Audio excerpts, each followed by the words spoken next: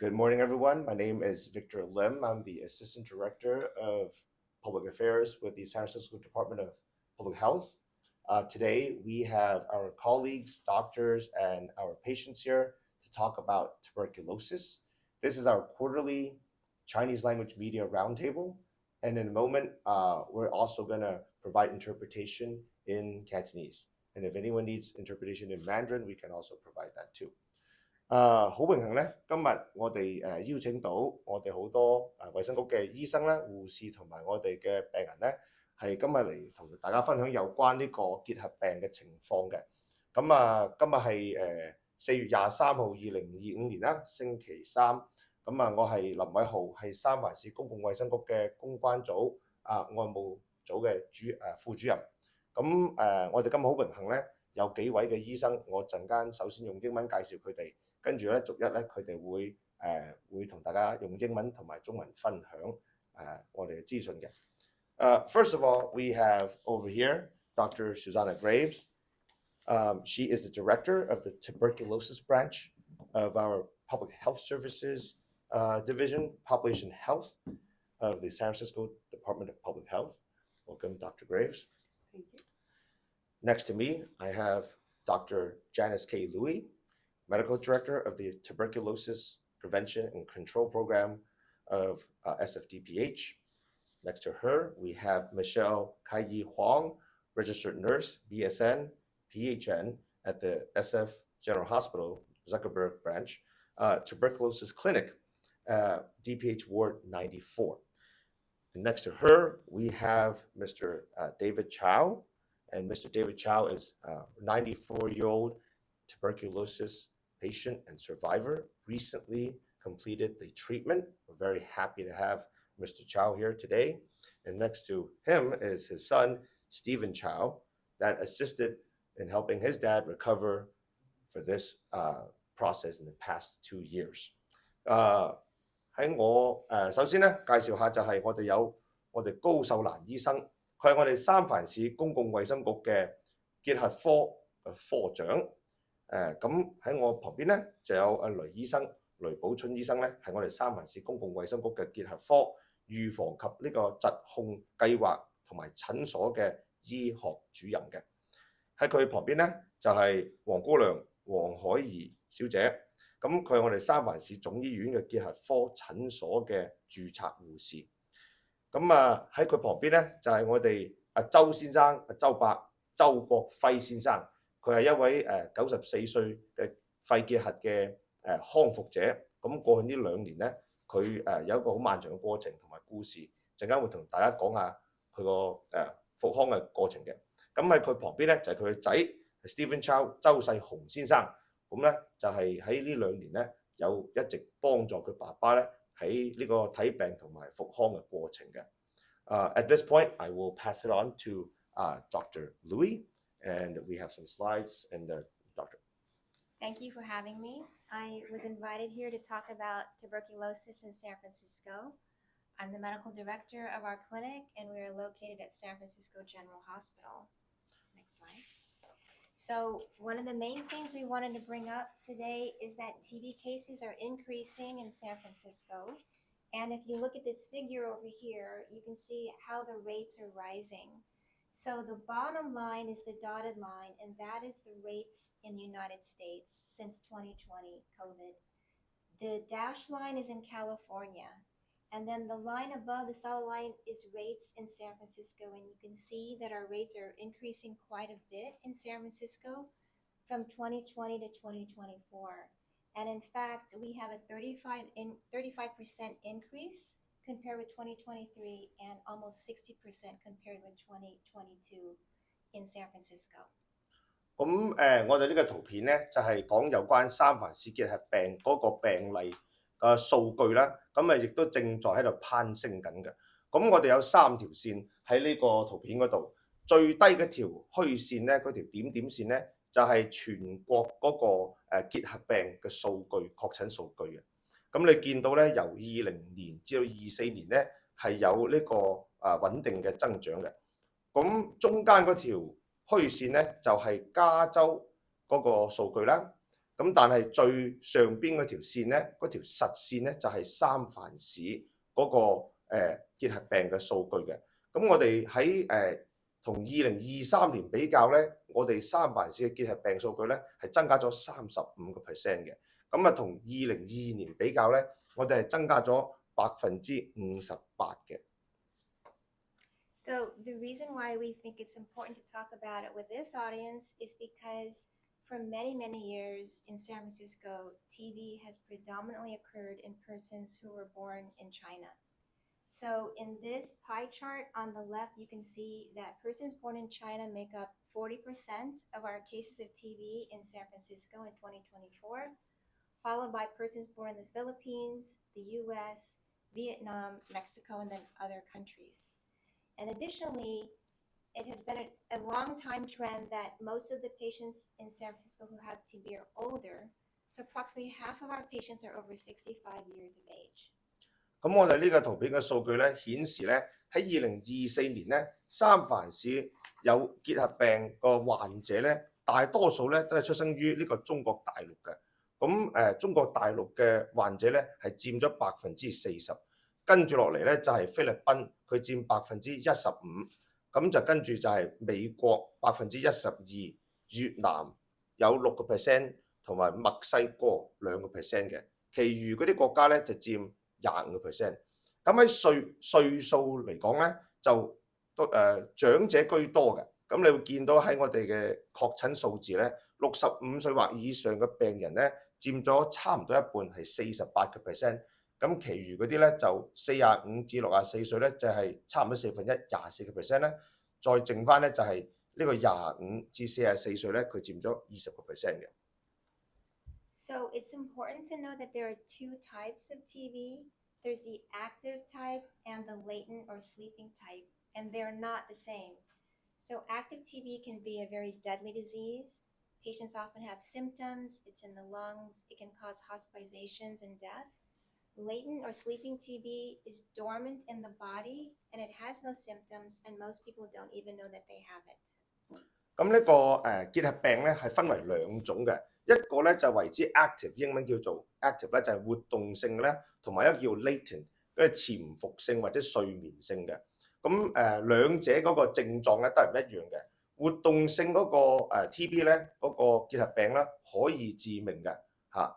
咁如果係潛伏性嘅話咧，帶菌者咧可能長期咧都係冇症狀，佢自己根本唔知係帶菌啦。所以咧呢兩個係需要明白同埋關注嘅。The primary place where TB can affect the body is in the lungs.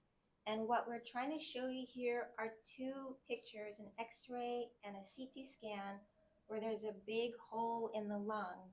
That hole is called a cavity, and it's filled with TB germs and pus. The TB can also get into the bloodstream, and it can spread to other organs, including the liver, the kidney, the spine, and the brain. 咁我哋呢個圖片咧有兩X 光片啦，就係呢個活性嘅 TB 咧個結核病咧會導致咧呢個肺部咧會有啲窿嘅，或者啲坑孔或者啲洞孔嘅嚇。咁而呢啲窿咧呢個洞入邊咧，佢會充滿好多係結核病菌嘅膿啦。咁而呢啲膿咧，如果佢入咗個血液咧，佢可以去到身體其他嘅器官啊。肝臟啊、腎臟啊或者其他咧，都會影響到佢嗰個健康嘅，同埋佢嘅神經嘅。These are the usual symptoms associated with TB disease. So fever, chills, fatigue, weight loss, no appetite, coughing, or even coughing up blood. Typically, these symptoms can last longer than a month, but sometimes they extend out for even several years. 咁呢結核病咧有好多唔同嘅症狀啦，同大家分享下。我哋有出夜汗啦、發燒啦、發冷、疲倦啦、體重減輕、無食慾，呢個咳超過3個禮拜或者長期間啦，呢個胸部嘅疼痛啦，或者佢咳血或者咳啲痰出嚟嘅。咁and again, how long are the symptoms again? For It can be long, many years. Many years. 所以咧，由幾個禮拜至到數年好多年不等嚇。So as I mentioned, persons born in China account for most cases of TB in San Francisco, including in 2024. And what this figure shows is over on the left, the grayish bar is the total number of cases in 2024. The blue bar is the number who were hospitalized, and the black bar are the number of persons who died. And you can see that compared to other countries, Philippines, US, Vietnam, Mexico, and other various countries, persons born in China accounted for the most number of people who were hospitalized and died due to TB. So if you are born in China and you are hospitalized with TB, about half of those persons will die. 咁剛才咧，醫生講到就喺呢個數據呢個圖片咧，見到咧喺中國大陸出世而患呢個結核病個病人咧，佢哋係最容易咧得呢個重病嘅。咁數據顯示咧喺2024年咧喺我哋圖片灰色咧就係所有得病嘅數據，咁藍色咧就係佢哋住院，黑色咧就係死亡或者身亡嘅。咁我哋見到咧喺住院人數咧，一半嘅華人或者中國大陸出世嘅結核病患者咧，佢哋係喺住院期間咧過身嘅。So active TB is also infectious. So when someone has TB in the lungs, they can spread it from person to person by coughing, by shouting, by singing, especially persons who live with them in the house or in their family, as well as the community. The good news is that unlike cancer, TB is 100% curable with medications if you can catch it early enough. And also taking TB treatment early prevents infectiousness, and that protects family and friends. 咁呢個活動性嘅結核病患者咧，佢哋係傳染性非常之厲害嘅。咁可以做啲咩咧？其實如果佢傳染期間，即係你要有啲防範嘅措施啦。咁但係呢個活動性嘅結核病咧，如果係及早治療、及早發現咧，係可以完全咧經過藥物咧去醫翻好嘅。咁接受呢個結核病嘅治療咧，亦都可以迅速咧減低佢嗰個傳染性嘅。Next slide. So an even better way to prevent the harmful effects of TB is to treat it while it's sleeping. And so because persons often don't have any symptoms, the best way to diagnose sleeping TB is to get a blood test. And then if you are positive by blood test, you can be treated and kill all those germs before they wake up and spread to the lungs and other parts of the body. 咁咧喺呢個醫治結核病嘅問題咧，最好就及早治療啦，甚至乎咧就係喺佢嗰個睡眠狀態嗰陣時咧，就完全殺咗佢就最好嘅。咁點樣知道咧？第一就係可以透過呢個驗血去測試呢個結核病。咁如果佢係一個叫做睡眠性或者呢個潛伏性帶菌者咧，我哋就可以用藥物醫治佢啦。咁咧就針對呢個潛伏性嘅結核病咧，醫治嗰個菌咧喺佢甦醒之前咧，完全咧清除殺死咧就最好噶啦。And the final point is that many persons think that they are protected because they've had the TB vaccine when they were born. Most persons born in China will have a TB vaccine. However, that vaccine does not protect anyone who is older. It works up until about age 5, but if you are older than age 5 and an older adult, you can still get TB. And in fact, almost everyone we see in our clinic who has TB disease in the lungs and their body has had a previous vaccination. 咁呢個TB疫苗咧，即係佢個預防針咧，就喺5歲以上嘅人士咧係冇乜效嘅。咁好多時咧，如果佢哋喺中國大陸出世或者呢度出世嘅咧，好多都係接種咗呢個 TB 嗰個結核病疫苗嘅。咁到5歲之後咧，嗰個效力咧就係基本上減去咗噶啦。咁喺三藩市咧，我哋見到啲病例咧，幾乎所有嘅結核病嘅患者咧，細佬哥或者成年人咧，都係曾經接種過呢個結核病嗰個疫苗嘅。咁所以咧呢個係一個非常之緊要提醒大家一點。And that is our end of the presentation. And at this point, we want to also introduce Michelle again, our registered nurse. And Michelle's going to share with us her experience in treating and serving a lot of our Chinese-speaking TB patients in San Francisco。咁而家有請咧就黃姑娘同大家分享下佢咧咁多年嚟咧喺我哋嗰個結核病診所咧點樣我哋醫治華人嘅病患者嘅。多謝。好 ，Thank you Victor。大家好。我想今日同大家傾嘅就係喺患肺結核病嘅華人群體入邊，阻礙病人成功治愈結核病嘅最大嘅一個問題就係長期用藥嘅依賴性差。喺標準嘅結核病治療方案入邊咧，病人一般需要每日按時服用抗生素啦，療程至少係6個月嘅。對於藥物有不良反應或者係患有多種抗藥性肺結核病嘅病人咧，療程甚至會更長。咁好遺憾嘅係，好多病人都好難堅持食藥，尤其係一啲病人發現經過短期嘅治療之後咧，症狀緩解甚至消失，咁佢哋自己決定提早結束治療，咁結果可能會導致治療失敗啦，對藥物產生抗藥性，或者係持續傳播結核病俾其他人嘅風險。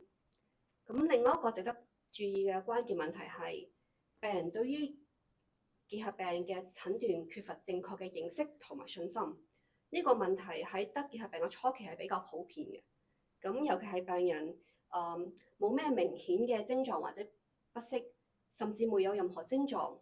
咁好多病人咧，平時係經過平時嘅健康體檢或者係結核篩選中確診嘅。咁尤其係嗰啲高風險人群嘅篩選。由於結核病早期咧係冇咩特殊嘅症狀或者表現，或者淨係有好輕微嘅症狀，例如係疲勞感或者係輕微嘅咳嗽，咁病人往往咧會質疑結核病嘅診斷結果，而且覺得進行呢個激進嘅結核病治療方案係毫無意義嘅咯。咁我身旁有周伯喺度咧，佢係好成功咁完成咗9個月嘅療程，咁重復健康嘅。Frank 需不需要講國語？好。Okay, and at this point, we're gonna have David Chow share his story with the recovery process. 周伯，我哋而家好榮幸咧，就係咧邀請你就分享下你整個過程啦，係咪？咁周伯，你今年幾大年紀啊？今年95啦，95啊，身壯力健。咁最初期咧，你係大概幾時開始唔舒服，同埋幾時發病啊？唔舒服咧，我覺得佢好似係由1月份嘅時間咧，就開始有啲問題。2023年係嘛？係。咁但係拉尾嘅醫生我哋嘅私家醫生咧，就俾啲藥我食咁但係即係冇乜起色，咁再介紹我去入醫院檢查。咁我去檢查之後咧，咁醫生同我檢查之後咧，但係仍然未人知道咩問題。咁我嘅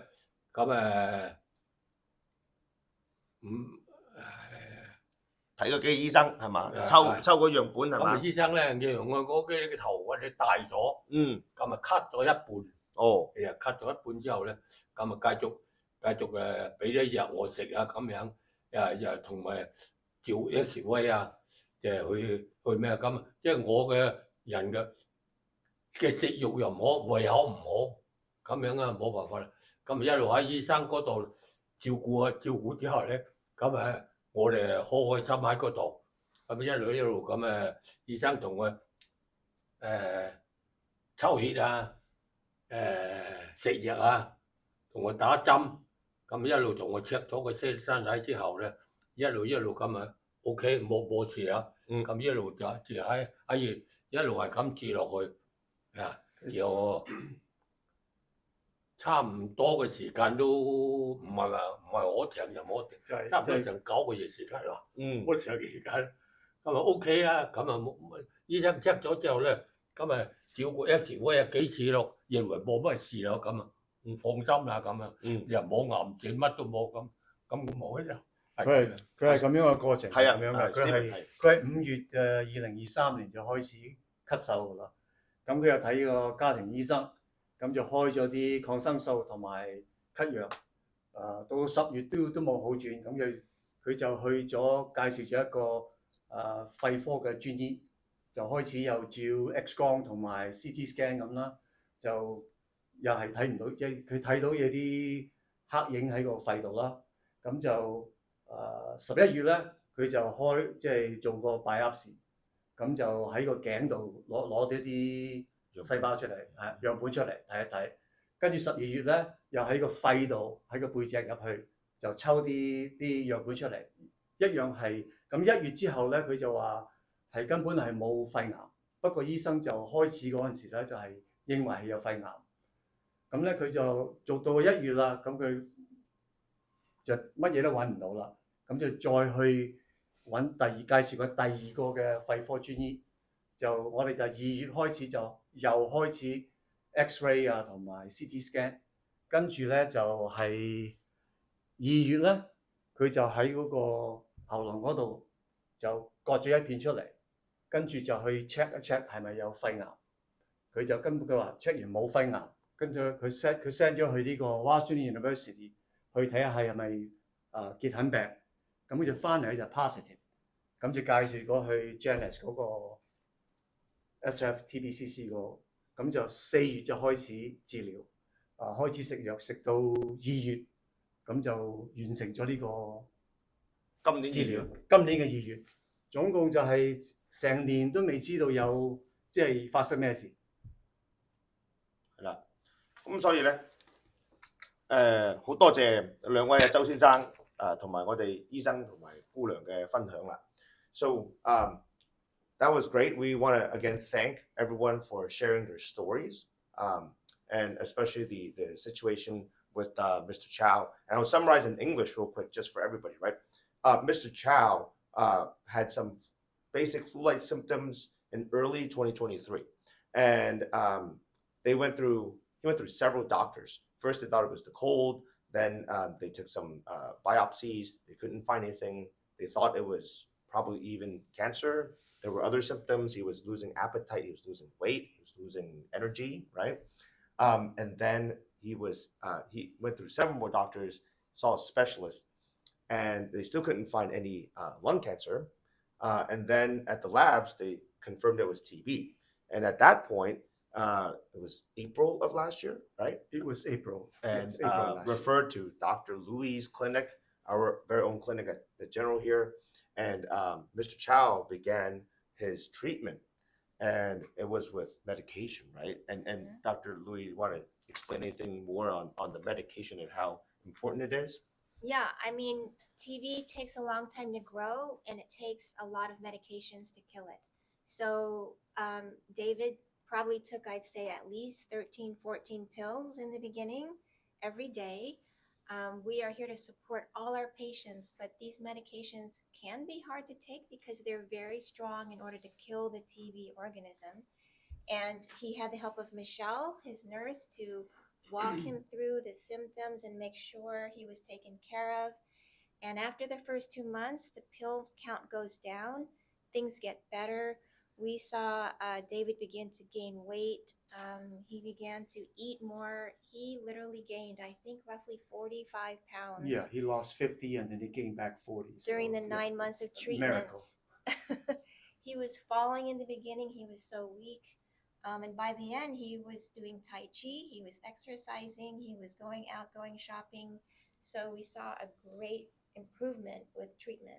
So it's tough in the beginning, but it is 100% curable if we can get you in time to get you treated. Now, just repeat for our Chinese listeners. 咁剛才咧，雷醫生補充咧，就阿周伯嘅過程嘅成功例子咧，係一個非常之好嘅案例啦。咁由呢個誤診到確診，咁嚟到我哋診所有個雷醫生，特別又有我哋黃姑娘嘅悉心嘅照顧，咁又有語言嘅服務。咁幫助阿周伯，咁初期咧佢服藥咧嗰個次數同埋嗰個量咧都係比較大嘅，因為佢啲藥咧係要比較強啲咧，先至能夠咧可以同呢個肺結核菌咧對抗啦。咁之後佢開始有好轉咧，咁呢個次數啊同埋嗰個份量咧都可以減少。咁初期咧阿周伯咧都減咗差唔多成50磅瘦咗。咁收尾咧逐漸開始康復啦，咁都加翻即係追翻成45磅，好在咁今年咧就喺2月份嗰陣時咧就整個療程咧就完成咗啦，咁所以咧係有藥物嘅治療可以解決呢個問題嘅嚇。Right. So at this point, we want to open it up to any questions from members of the media. 有冇任何問題？有。咁我想請問，因為個數據咧係話啲患者係由中國過嚟，咁有冇數據係顯示話佢哋喺度生活咗幾耐咧？同埋係我頭先見到話，如果你出去旅行超過1個月翻嚟咧，又會係需要去留意會唔會有呢個病菌，咁會唔會驗血？好，第一個。等我你先問翻個數據先好嘛？ So there are 2 questions. First part is that from the stats that we see right here, we did see that a large number are from mainland China, People's Republic. And is there stats of how long have these patients been in the States? Does that factor into a difference? 係咪啱唔啱嗰個係嘅時間性係咪？ Okay, let them answer that first. Do you want to answer? Sure, I can answer that question. So we do have thank you.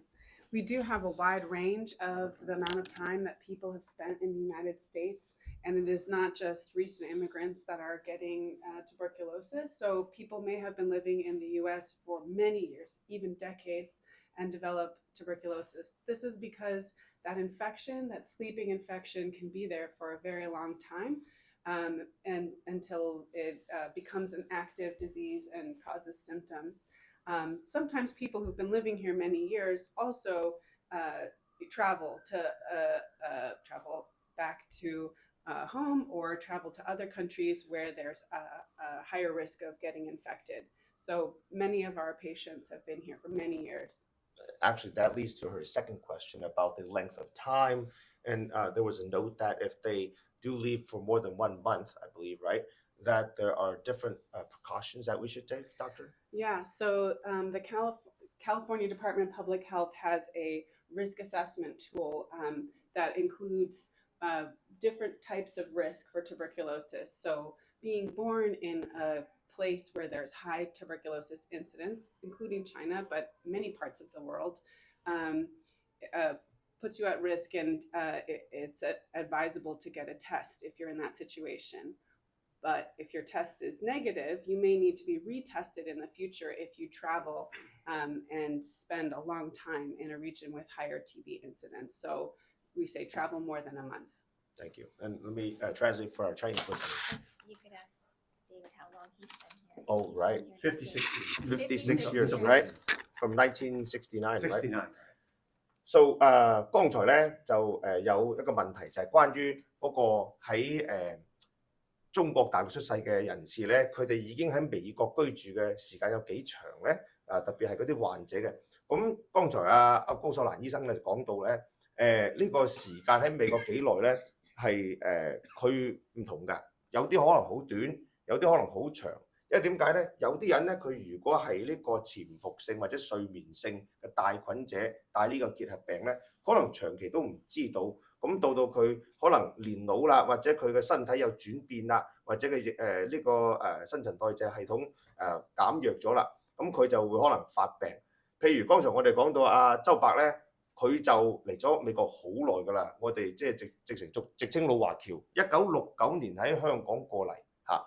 咁但係咧就第二條問題咧，講到關於去旅行，如果好多我哋三藩市嘅居民咧，佢哋可能有經常出國去旅行啊，或者佢哋翻去香港、大陸、台灣啊、港澳台嗰啲地方去玩嘅話咧，超過1個月嘅咧，我哋呼籲按照我哋加州嘅衛生廳嗰個指引咧，就最好翻嚟做一個呢個血液嘅樣本檢查啱嘛？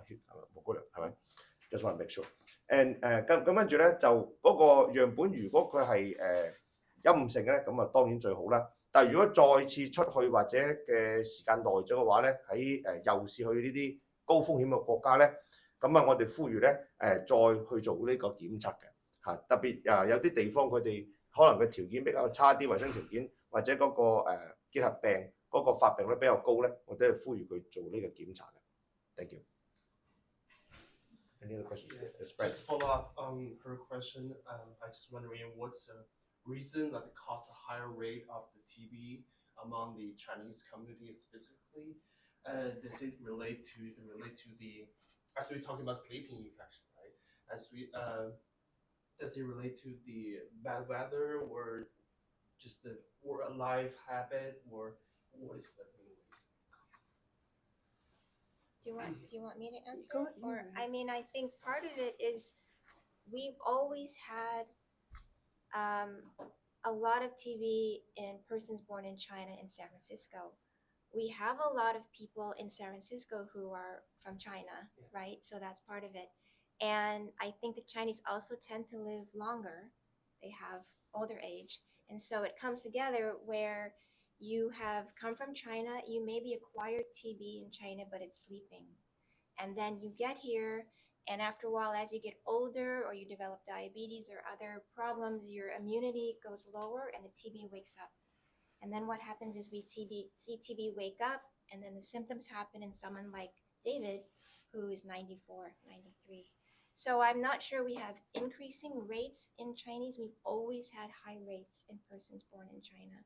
Overall, the rates are increasing, but it's going to affect persons from China the most because they make up the majority of the persons who live in San Francisco and who are at risk. Does that make sense? I hope so. And may I add one thing to that as well? Yes. So in terms of what puts people at risk, like health habits and weather and environmental factors aren't really a risk. It's more about whether you have infections. So that's why to protect yourself, it's really important to get tested. That's the best protection, really. There isn't like a particular health habit that you can have other than going to the doctor and getting tested for the infection. Again, I'll translate for our Chinese listeners. Thank you.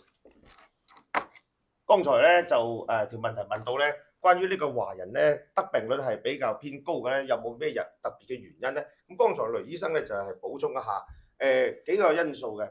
第一咧就係我哋長期以嚟咧，唔係話突然間見到，係長期以嚟多年咧都係見到喺中國大陸過嚟嘅移民咧，佢嗰個佔率咧係不嬲都係偏高嘅。咁亦都剛才講到話，可能佢哋好多係潛伏性或者睡眠性，以前佢哋後生嗰陣時喺中國大陸移民過嚟之前已經帶咗菌，佢唔知嘅。咁咧到佢年老啦，或者佢個身體有變化啦，可能佢有糖尿病啊，或者佢其他嘢導致到免疫系統減弱咧，咁咧就嗰個睡眠潛伏性嘅結核病咧，佢就家陣會發病啦。咁所以咧就高醫生咧亦都補充到咧，剛才關於譬如呢個生活嘅習慣啊，或者天氣嘅因素咧，都唔係話點樣會影響到佢嗰個結核病嘅。咁但係就係講翻佢嗰個免疫系統啦。咁所以咧最緊要咧就係去醫生嗰處咧就係檢查作出檢測咧，同埋預防係最好嘅。Thank you。係 Jessica。咁會唔會將嗰個肺結核嘅檢測加入去每一年體檢嘅嗰個驗血項裏面會好啲咧？ So, Doctor, the question was, would it be better to suggest that testing TB annually as one of the things for the PCP to conduct, or in the blood test, would that be something that could help track or detect TB? So we recommend that everyone get a baseline blood test for TB.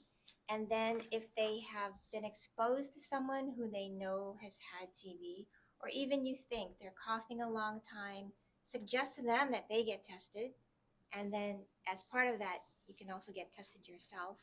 If you have traveled back to China and you have been in a place where people are coughing or it's a crowded setting, you may not know that they have TB, but it's reasonable, I think, to come back and request a test again from your doctor, especially if you've been there for over a month. 咁有關呢個基層性嘅檢測咧，係應該向你醫生咧去要求做一個啦。咁特別如果你自己有症狀，可能你開始咳嘅，或者你知道你係近期同有確診嘅人士咧係有接觸近距離接觸過嘅，咁咧應該咧就去做呢個檢查啦。另外咧就係譬如你係頭先剛才講到有去咗其他國家，包括呢個中國大陸，特別可能你見到喺旅行期間人多嘅地方，或者佢哋有呢個咳嗽特別多嘅情況咧，翻到嚟美國咧，你都可以向你醫生咧要求做嗰個檢查嘅。Is it time sensitive? Like when you go back to America, you need to test within a time, or you can test it 1 month or 2 months. Or Usually we say within 2 months, 2 months. roughly. Yeah. Okay. 旅行回京翻嚟之後咧，我哋呼籲 Would 喺 you 2個月內咧就最好去做嗰個檢查啦。Any other questions? Good. Okay, thank you.